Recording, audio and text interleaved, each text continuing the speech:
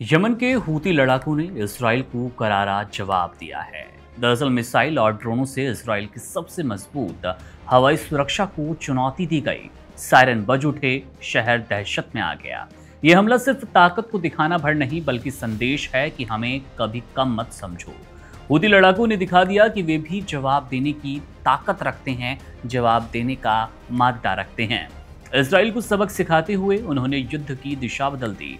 अब सवाल ये कि क्या ये संघर्ष और भी तेज होगा या इजराइल इस चुनौती से आसानी से खुद को बचा पाएगा, निपट पाएगा? क्योंकि कतर पर किए गए हमले के बाद से लगातार दुनिया इजराइल पर हावी है, मुस्लिम देश एकजुट हो रहे हैं, अमेरिका भड़का हुआ है, वहीं पर यमन हूती लगातार हमले पर हमले कर रहे हैं।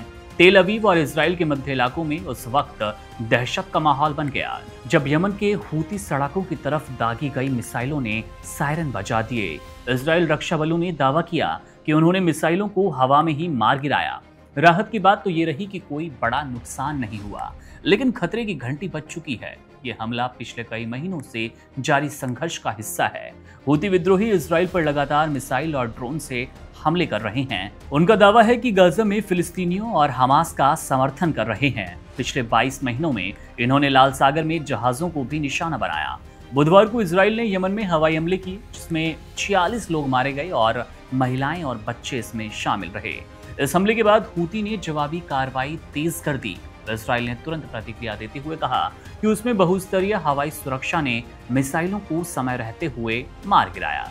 अधिकारियों ने साफ किया कि इस हमले में कोई घायल नहीं हुआ। हालांकि इजराइल पहले भी हूती हमलों से जूझता रहा। पिछले हफ्ते एक ड्रोन दक्षिणी इजरायली एयरपोर्ट से टकराया, जिससे कांच टूटे थे और एक शख्स घायल भी हुआ था। ये युद्ध केवल मिसाइलों तक सीमित नहीं है, सना में भी इसकी तबाही का बड़ा असर देखने को मिला। हवाई हमलों में सैन्य ठिकानों के साथ साथ नागरिक इलाकों को भी निशाना बनाया जा रहा है और इसके साथ ही कई घर बर्बाद हो गए। राष्ट्रीय संग्रहालय को नुकसान पहुंचा। इजराइल के ताजा हमले में यमन के 11 स्थानीय पत्रकारों की भी मौत हुई थी। उसके बाद यमन की बौखलाहट तेज है। इजराइल के इस हमले के बावजूद हूती नेता महदी अल-मशात ने धमकी दी कि हमले जारी रहेंगे। उन्होंने कहा कि इजरायली चौकन्ने रहें, जवाब आने वाला है। उनका कहना है कि वे गाजा में फिलिस्तीनियों के समर्थन में युद्ध कर रहे हैं। अब इससे साफ हो जाता है कि संघर्ष केवल सैन्य नहीं बल्कि राजनीतिक और धार्मिक एकजुटता का मुद्दा बन चुका है।